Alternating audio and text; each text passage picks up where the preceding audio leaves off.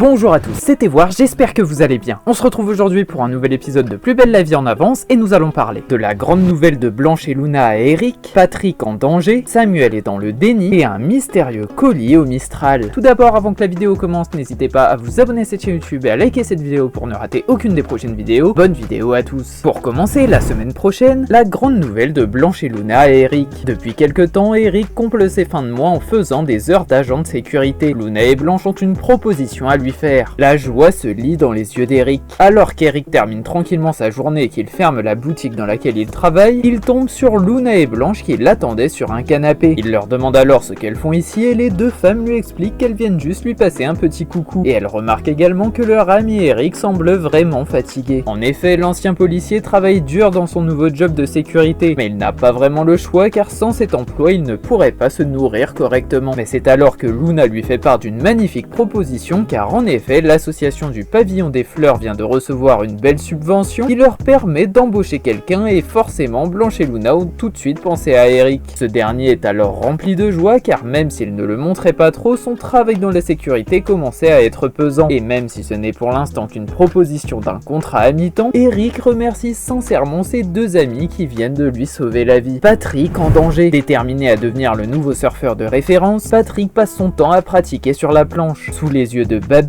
Patrick coule sous l'eau et peine à remonter à la surface. L'infirmière est obligée d'intervenir. À la plage, Patrick est en plein entraînement intensif de surf avec son professeur. Et plus le temps passe, plus le policier maîtrise son équilibre sur la planche. Babette, qui est un peu dubitatif face à la nouvelle passion de son mari, a pris la décision de venir le chercher car l'homme ne voit plus le temps passer une fois dans l'eau, ce qui commence à l'inquiéter. Mais vous connaissez Patrick et il préfère alors retourner en mer pour perfectionner sa technique. Babette discute avec le professeur car elle se demande si Patrick n'est pas trop fatigué pour continuer aussi intensément à s'entraîner, mais ce dernier ne semble pas vraiment réaliser la gravité de la situation. Soudain, au loin, on sent que Patrick n'a plus aucune force et l'homme semble faire un malaise dans l'eau, ce qui le fait passer sous sa planche. En comprenant ce qu'il se passe, Babette court immédiatement au secours de son mari qui risque sa vie si personne ne le sauve rapidement de sa noyade. Samuel est dans le déni. Alors même que Samuel a la preuve que Pascal et Jennifer sont très probablement noyés dans la Méditerranée, il continue de croire que sa belle est toujours vivante. Avec l'aide de Riva et Thomas, il compte bien retrouver Jennifer. Au bar du Mistral, Samuel a demandé à son cousin Gabriel et à Thomas de lui venir en aide pour mener des recherches sur la disparition de Jennifer. En effet, Samuel a appris grâce à Thomas que son cousin Gabriel connaissait bien le littoral, sachant qu'il a quasiment pratiqué tous les chemins de randonnée de la région. Mais le seul indice que Samuel possède est une vieille photo de l'été 1997 de la famille de Jennifer. Et Gabriel avoue que l'endroit sur le cliché a sûrement dû changer depuis tout ce temps. Et il pense aussi en tant que médecin que Samuel est dans un très grand déni. Mais son cousin l'interrompt dans ses paroles car il est vraiment très inquiet pour Jennifer et il est persuadé qu'elle est encore vivante et qu'elle est à l'endroit de la photo car ce lieu est le dernier moment heureux de la famille Castin avant l'accident. Malgré son scepticisme, Gabriel finit par accepter d'aider Samuel en voyant sa détresse et on espère qu'il retrouvera vite où se trouve l'endroit car si Jennifer est bien vivante, elle court clairement un très grand danger. Enfin, la semaine prochaine, un colis au Mistral. Zoé vient récupérer un colis au bar du Mistral. Initialement venue récupérer une robe, le colis ouvert, elle découvre une succession de cartes d'identité vierges. Certainement destinées à du trafic de papier d'identité, Kylian doit impérativement prévenir la police. Alors que Blanche Marcy boit tranquillement une citronnade en discutant avec Kylian au Mistral, Zoé débarque au bar pour demander à récupérer un colis. Mais Kylian, qui est aussi son patron, lui rappelle qu'en tant qu'employée, elle devrait normalement savoir comment cela fonctionne et qu'elle devrait être capable de le faire toute seule. Grâce aux arguments convaincants de Zoé, Kylian se radoucit et il accepte de scanner son QR code et de lui donner son fameux colis. Zoé discute aussi un peu avec Blanche et elle lui explique qu'elle a voulu se commander une petite robe pour l'été et Blanche est très curieuse de voir à quoi elle ressemble. Mais en ouvrant le carton, c'est le choc au Mistral lorsque Zoé, Blanche et Kylian découvrent des tas de cartes d'identité vierges à l'intérieur. Kylian s'empresse alors de contacter la police en espérant que cette histoire ne va pas lui retomber dessus. Cette vidéo est déjà terminée, j'espère sincèrement qu'elle vous aura plu. Je vous le rappelle, n'hésitez pas à vous abonner à cette chaîne YouTube et activer la cloche pour ne rien louper. C'était Voir, merci à tous, passez une très belle journée.